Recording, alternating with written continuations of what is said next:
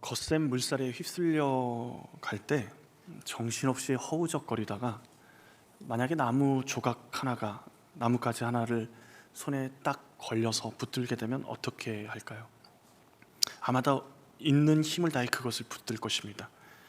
근데 문제는 그 나무 조각이나 그 나무 가지가 사람의 몸을 띄워줄 만큼 부력을 주지 못한다라는 것입니다.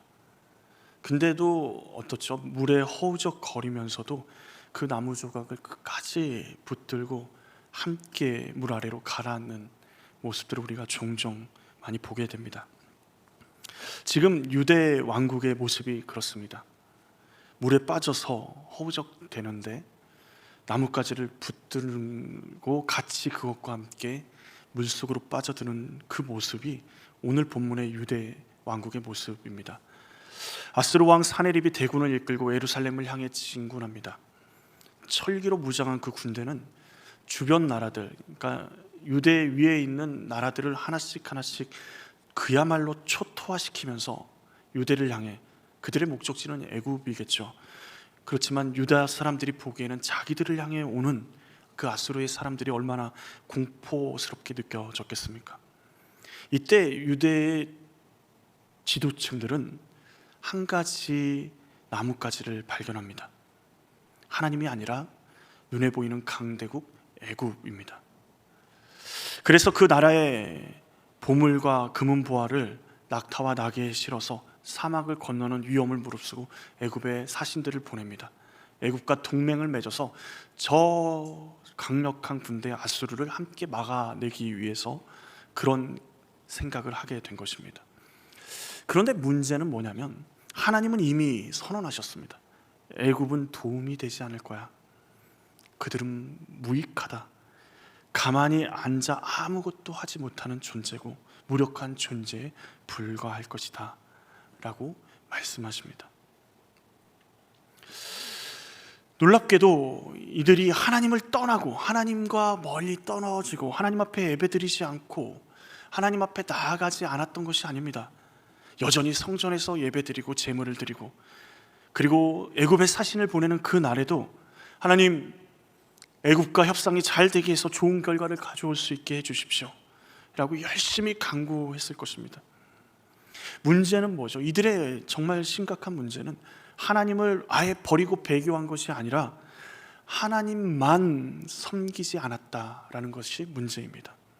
하나님도 애굽도 자신이 가진 힘도 문제 상황에 따라 저울질하면서 이번에는 하나님, 이번에는 애굽, 이번에는 자신이 가진 힘으로도 해결할 수 있으니까 내가 가지고 있는 힘으로. 그런데 진짜 문제는요, 그 다음입니다. 위기가 찾아오자 하나님의 백성이라고 불리는 이 자들이 하나님께 전혀 묻지 않은 채 자신들에게 익숙한 방법, 세상 사람들이 생각하는 지혜롭다고 생각하는 그 방법, 애굽을 향해 먼저 달려갔다라는 것입니다. 하나님께서 이런 이스라엘 백성, 유다 자손들의 모습을 어떻게 하라고 얘기하시죠? 18절에 그들의 영적 실상을 후대에 영원히 기록하라고 명하십니다. 지금 이 기록들을 우리가 읽고 있지만 이 기록을 통해서 하나님이 우리에게 동일한 질문을 하십니다. 너희는 위기 가운데 어디로 달려가고 있느냐? 너희의 애굽이 무엇이냐? 너희가 나보다 더 의지하는 것이 무엇이냐? 오늘 본문 말씀을 통해서 우리가 진짜 붙들어야 될 분이 누군지 우리가 같이 함께 살펴보며 확인해 보기를 원합니다. 하나님께서는 이렇게 먼저 서판에 책에 새겨서 후세에 남기라고 하시는데, 고대 근동에서 서판과 책에 새겨진 문서는요, 훗날에 법정에 제출될 수 있는 증거, 공식 증거가 되었습니다. 이 말은 하나님께서 지금 이들의 불신앙을 훗날 재판정에 다시 꺼내 보여줄 증거물로 남기고 계시다라는 것입니다. 하나님께서 우리의 인생을 다 어떻게 하고 계실까요? 기록하고 계십니다. 지금 하나님이 이런 말씀을 꺼내시는 이유, 그만큼 이스라엘 백성의 모습이 참담할 정도였습니다. 그들을 부르시는 하나님의 이름이 뭡니까? 패역한 백성, 거짓말하는 자식, 여호와의 법을 듣기 싫어하는 자식들, 이것은 단순히 도덕적인 결함을 이야기하는 게 아닙니다. 하나님과의 관계가 깨어졌다라는 선언입니다. 이게 더 무서운 이유는 지금 유다의 모습이요, 무지해서, 지혜가 없어서, 하나님의 말씀을 몰라서, 하나님의 뜻을 몰라서 나오는 결과가 아니라는 겁니다. 하나님의 말씀도, 하나님의 뜻도, 하나님의 법도 그들은 다 알고 있습니다. 그러나 자신의 욕망과 계획과 방법에 방해가 되기 때문에 알면서도 고의로 거부한 것입니다. 알면서도 거부하는 것, 이게 패역함의 본질입니다. 그리고 더 노골적으로 말하죠. 10절 말씀에 보면 그들이 선견자들에게 이르기를 선견하지 말라, 선지자들에게 이르기를 우리에게 바른 것을 보이지 말라, 우리에게 부드러운 말을 하라, 거짓된 것을 보이라. 하나님이 어떤 말씀을 하실지 알겠다라는 거예요. 하나님의 뜻도 알고 있습니다. 그러니 선지자들이 이야기에 하나님의 말씀을 전달하려고 할 때 하지 말라는 거예요. 그 말 내가 알고 있으니까 하지 말라는 겁니다. 그리고 무엇라 그래요? 부드러운 말로 우리에게 이야기하라는 거죠. 이 부드러운 말이라는 말은 영혼을 마비시키는 달콤한 아첨이나 매끄러운 거짓말을 의미합니다. 근거 없는 위로, 우리에게 되게 위로함으로 다가오죠. 우리 자녀들에게 어떻게 하죠? 핸드폰을 많이 하는 자녀들을 보면 어떻게 하십니까? 지금 그 세대가 지난 것도 있는데, 우리 청년들이 집에서 핸드폰만 보고 있으면 아마 부모님들이 핸드폰만 그만하고 좀 다른 거를 좀 해라, 공부를 해라, 뭐 그렇게 얘기하기도 하죠. 그런데 제가 그 아이들을 보면서 뭐라 그럴까요? 핸드폰 그만하라고 얘기할까요? 아유, 뭐 그렇게 재밌게 보냐, 나랑 같이 재밌는 게 뭐냐, 요즘에 너희 유행하는 게 뭐냐, 아유, 좀 핸드폰 볼 수도 있지, 그러지 않을까요? 누구 말이 더 아이에게 유익합니까? 그런데 아이가 원하는 말은 뭐예요? 달콤한 말입니다. 부드러운 말이에요. 자신의 욕망, 자신의 욕심, 자신의 듣기 좋은 감정을 건드리지 않을 그 말을 원하는 겁니다. 거기서 끝나는 게 아니라요, 이스라엘 백성들은 한 걸음 더 나아갑니다. 11절에 너희는 바른 길을 버리며 첩경에서 돌이키라, 이스라엘의 거룩하신 이를 우리 앞에서 떠나시게 하라 하는도다.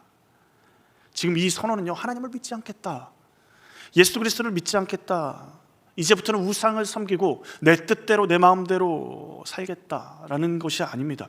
배교를 이야기하는 것이 아니라 더 교묘한 말이 숨겨져 있습니다. 예배는 계속 드리겠습니다. 하나님 앞에 제사는 계속 드리겠고 헌금은 계속 하겠습니다. 기도도 하겠습니다. 그런데 하나님, 내 삶에는 관여하지 마십시오. 내 삶에는 내 뜻대로 하게 내버려 두십시오. 하나님을 예배당 안에 모셔두지만 우리의 삶의 자리에서는 몰아내는 겁니다.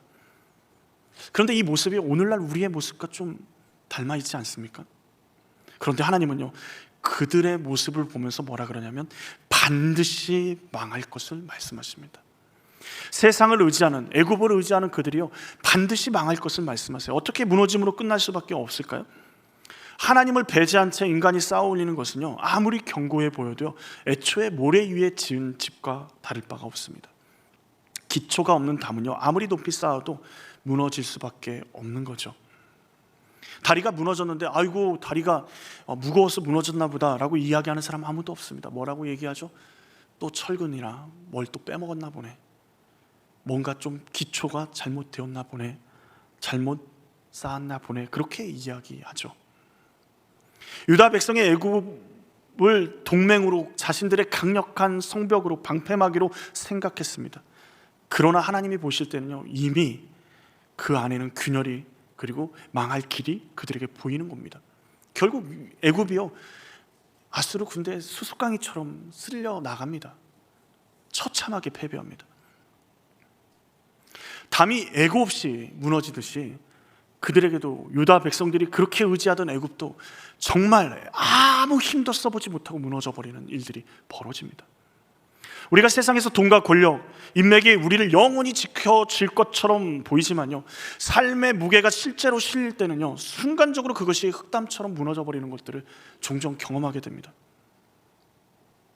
그런데 하나님이 이 담의 무너짐, 지금 이스라엘 백성의 무너짐을요, 그냥 담의 무너짐으로만 표현하신 것이 아니라 토기장이의 그 토기를 깨버리시는 이미지를 가지고도 설명하십니다. 그 말은 무슨 말이냐면, 하나님이 얼마나 철저하게 이스라엘 백성들을, 이 죄악된 백성들을 깨부수실 것인지 말씀해 주시는 겁니다. 하나도 남지 못한다. 보통은요, 그릇을 만들어서 토기장이가 이렇게 이건 아니야 그러면서 예술작품 만들듯이 깨는 걸 상상하지만 어떻습니까? 좀 잘못 만들어진 건 어떻게 하죠? 어떻게 할까요?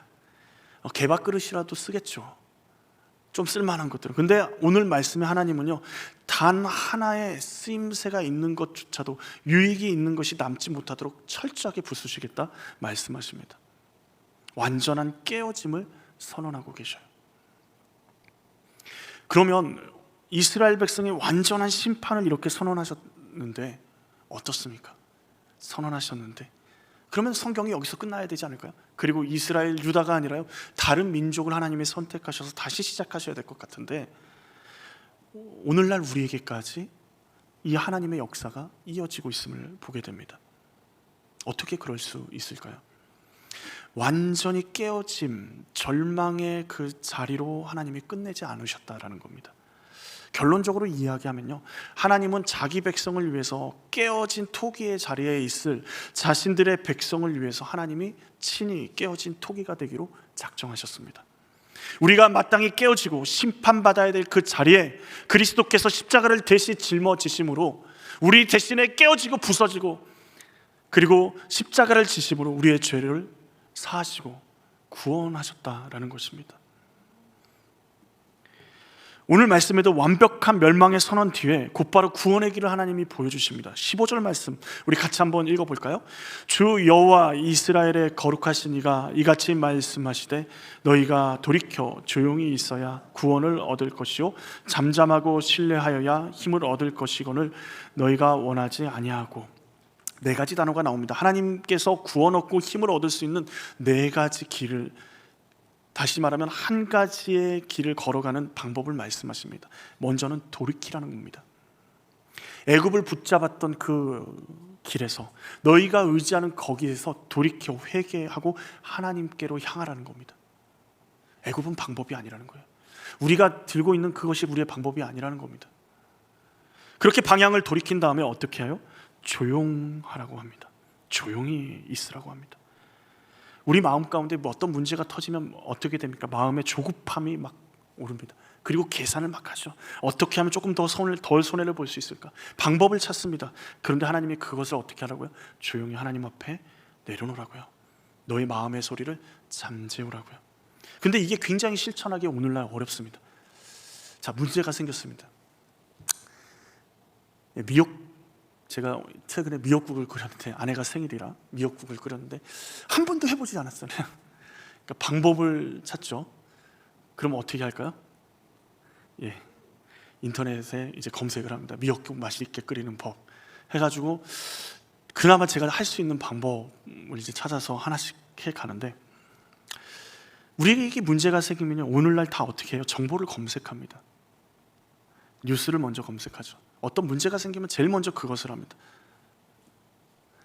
그런데 오늘 애굽을 찾아가는 유대 사람들의 모습이 그런 거 아닌가요? 하나님을 찾아야 되는데 제일 먼저 우리에게 하나님 한 분밖에 없다고 고백한다면, 예수 그리스도만이 길이요 진리요 생명이라고 고백한다면, 예수님 앞에 먼저 엎드려야 되는 그 시간에 제일 먼저 뭘 꺼내요? 핸드폰을 꺼내고 방법을 찾는 게 먼저가 돼버린, 누구나 그럴 겁니다. 누구나. 그런데 주님께서 뭐라 그러세요? 스마트폰 내려놓고, 너희의 계산을 좀 내려놓고, 자, 너희 막 들끓는 막 불안한 그 마음들 다 좀 나 앞에 내려놓고 하나님 앞에 잠잠하게 앉으라고 말씀하시는 거예요. 그게 세 번째입니다. 잠잠하라. 잠잠할 수 있는 방법이 뭐죠? 내 마음만 잠잠한다고 잠잠해지나요? 우리 주변의 상황들이 계속 옆에서 그러는 거예요. 큰일 났어. 지금 문제가 터졌어. 지금 이런 어려움들이 우리 가운데 있어. 지금 이 문제를 빨리 해결하지 않으면 큰일 날 것 같아 라고 이야기합니다. 그때 하나님 뭐라 그러시냐면, 환경 자체에 그것에 너의 마음을 쏟지 말고 내 앞에 잠잠히 머물라라고 말씀하시는 거예요. 무기력하게 방관하라는 게 아니라 하나님의 주권을 인정하며 나의 행동을 주님 앞에 내어드리라는 거예요.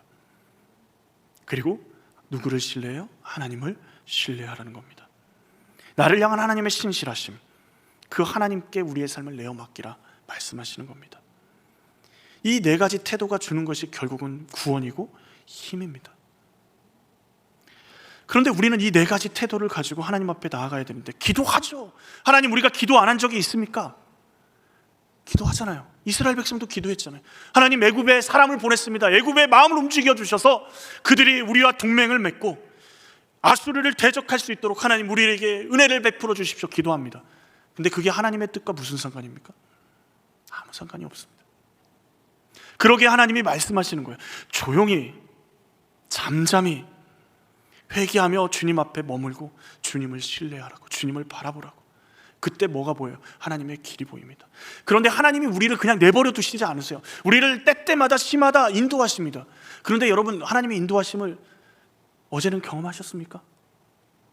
이번 주는 경험하시나요? 올해는 어떻게 경험하고 계십니까? 하나님은 인도하시잖아요. 하나님 우리 인생을 붙들고 계시다라고 분명히 성경에서 말씀하는데 우리는 깨닫지도 못하고 알지도 못합니다. 이유가 뭘까요? 기도하지 않으니까요. 주님 앞에 구하지 않으니까요. 하나님 앞에 잠잠히 머물러서 주님 앞에 구하고, 주님의 뜻이 무엇인지 구하고, 하나님이 우리의 인생을 어떻게 인도하실지 그 인생을, 하나님의 인도하심을 구하고 하나님을 기다리지 못하니까 어떻게 해요? 계속 내 방법을 생각하는 거예요. 이스라엘 백성들처럼요. 아수르가 쳐들어오면요, 자신들을 이렇게 침략해서 쳐들어오면 우리가 도망갈 수 있다라는 거예요. 우리 힘으로 도망갈 수 있다라는 거예요. 자신들의 순발력을 자랑하고 자신들이 도망갈 도구를 자랑합니다. 이 길을 피할 길이 우리 가운데 있고 우리 가운데 힘이 있기 때문에 우리는 최악의 상황은 피할 거라고 생각합니다. 그때 하나님 뭐라 그러세요? 너희 빠를 거야. 그런데 너희보다 그들이 더 빠를 거야. 그럼에도 불구하고 그들은 원하지 않는다라고 말합니다. 하나님, 내 삶에는 터치하지 마십시오. 내 뜻대로 하겠습니다. 그런데 놀라운 반전이 18절에 있어요. 우리 같이 한번 읽어볼까요? 그러나 여호와께서 기다리시나니 이는 너희에게 은혜를 베풀려 하시며 일어나시리니 이는 너희를 긍휼히 여기려 하심이라. 대저 여호와는 정의의 하나님이시라. 그를 기다리는 자마다 복이 있도다. 어떤 사람이 복이 있어요? 하나님을 기다리는 사람이요. 근데 이 기다림보다 뭐가 먼저예요? 여호와께서 기다리시는 게 먼저입니다. 은혜를 베푸시기 위해서 기다리시고 긍휼을 베푸시기 위해서 주님이 일하신다라는 것입니다. 우리가 세상에 고집을 부리고 세상을 향해 달려갈 때조차도요, 하나님은 우리에게 심판을 말하지만 너희 그렇게 살면 심판을 당할 수밖에 없어 라고 말씀하시지만, 한편에서는 하나님은 기다리고 계십니다. 은혜를 베풀기 위해서, 긍휼을 베풀시기 위해서 기다리시고 일하시고 계십니다. 어떤 사람에게는 심판을 선언하시는 하나님, 그런데 그 심판을 선언하시는 하나님이 우리에게는 은혜를 주시기 위해서 기다리시는 하나님이 되시는 겁니다. 우리에게 애굽의 군대는 무엇입니까? 우리가 의지하는 것은 무엇입니까? 우리가 의지하는, 하나님 위에 의지하는 것들은 언젠가는 무너질 흙담이고 깨어져 없어질 토기와 같은 것입니다. 그런데 너무나 하나님께서 우리에게 좋은 소식, 복음을 주셨죠. 우리가 감당해야 될 그 완전한 깨어짐을 예수 그리스도께서 십자가를 대신 지심으로 감당하셨습니다. 마지막 순간까지 자기를 변호하지 않으시고 하나님 앞에 잠잠히 머무시며 순종하며 우리를 사랑하심으로 그 길을 끝까지 걸으셨습니다. 산산이 깨어져 죽음으로 사라져야 될 우리를 대신해 산산이 조각나심으로 우리에게 영원한 구원의 길을 여셨습니다. 여러분, 주님께서 우리의 삶을 서판에 기록하고 계십니다. 두렵죠? 두렵지 않으신가요? 하나님께서 우리의 삶을 하나님의 책에 기록하고 계십니다. 그런데 우리가 하나님 앞에 돌이키고 주님 앞에 머물고 주님의 음성을 듣고 주님만이 전부인 삶을 살아가기 시작하면 우리의 그 죄의 기록이요, 어떤 기록으로 바뀔까요? 이렇게 죄 지은 사람이 구원받을 수 있다고? 어떤 기록입니까? 은혜의 기록으로 바뀌는 것입니다. 죄의 증거가요, 은혜의 증거가 되는 것입니다. 처음에 말씀드렸던 물에 빠진 사람의 이야기를 한번 떠올려 보십시오. 나뭇가지를 놓지 못하는 이유가 뭘까요?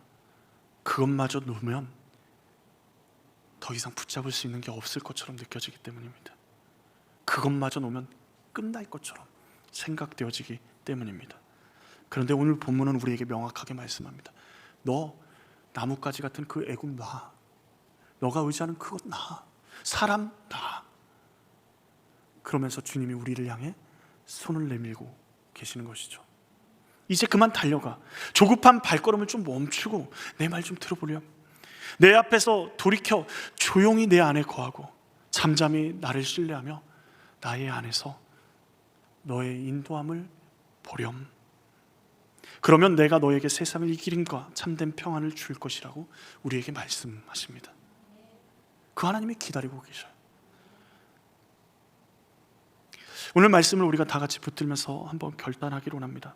위기 앞에서 하나님보다 먼저 손을 뻗어서 잡았던 애굽, 하나님보다 먼저 손을 뻗어서 잡았던 우리가 의지하는 것들, 부모, 형제, 자녀, 내 학력, 내 스펙, 이런 것들을 주님 앞에 내려놓고 정직하게 그것이 우상이었음을, 내게 소용없는 것이지만 그것을 붙들고 있었음을 주님 앞에 정직하게 고백하며 회개하며 내려놓고, 듣기 좋은 위로가 아니라 하나님의 말씀, 진리의 말씀을 들으며 내 삶을 진리의 말씀 가운데 맞춰 주님과 함께 동행하는 삶을 살아가겠노라고.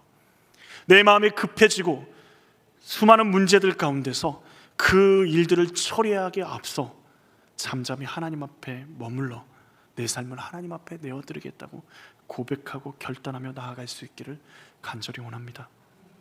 하나님은 기다리십니다. 그 하나님이 어떻게 기다리신다고요? 은혜를 베풀려 하시기 때문에 기다리십니다. 하나님이 일어나십니다. 왜 일어나십니까? 긍휼을 베푸시기 위해서 일어나 일하십니다. 아버지 품으로 돌아가 잠잠히 주님을 바라봄으로 세상이 줄 수 없는 참된 평안과 승리를 누리기를 원합니다.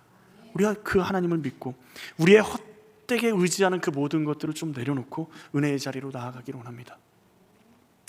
우리 청년 중고등부 수련회 강사님 첫째 날 제목이 말씀 제목이 뭐였냐면 뭐였죠? 이게 가능해? 이게 가능해 였습니다. 이게 가능해. 이게 가능해. 아이들이 써놓은 이게 가능해를 보고 모 사모님께서는 큰일 났다. 수련회 애들이 이게 가능해? 라고 이게 뭘까? 이렇게 얘기한다 그러는데 아이들한테 이게 가능해. 근데 이게 가능해 라는 게 메시지였어요. 오늘 중고등부 아이들하고 같이 말씀을 나누면서 이렇게 말했습니다. 해보기는 했니? 해보기는 했어. 기도해보기는 했고 하나님 앞에 앉아보기는 했고 하나님을 붙들어 보기는 했니? 안 된다고 이야기하지 말고 주님 앞에 좀 주의 말씀대로 한번 해보십시오. 기도한다고요? 기도를 맨날 애굽만 의지하면서 기도하는 게 무슨 하나님의 뜻과 전혀 상관없는 기도잖아요. 오늘 말씀에서 봤잖아요. 애굽 망할 거라고요. 하나님의 말씀 앞에 하나님 앞에 회개하며 잠잠히 머물고 우리의 조급함을 내려놓고 하나님만을 신뢰하면서 한번 살아보십시오. 주님이 우리의 인생을 인도하실 것입니다. 그 찬양의 고백이 오늘 412장입니다. 내 영혼이 그 깊은 데서 맑은 가락이 울려나네 하늘 곡조가 언제나 흘러나와 내 영혼을 고이사네. 4절은 이렇습니다. 이 땅의 험한 길 가는 동안 참된 평화가 어디 있나? 우리 모두 다 예수를 친구 삼아 참 평화를 누리겠네. 평화 평화로다. 어디서 와요? 하늘 위에서 내려온대요. 그 사랑의 물결이 영원토록 우리의 영혼을 돕는답니다. 우리 안의 힘, 우리가 의지하는 다른 것들이 아니라 하나님께로부터 평화가 오는 줄로 믿습니다. 헛되게 의지하는 것들을 버리고 은혜의 자리로, 평화의 자리로 나아갈 수 있기를 원합니다.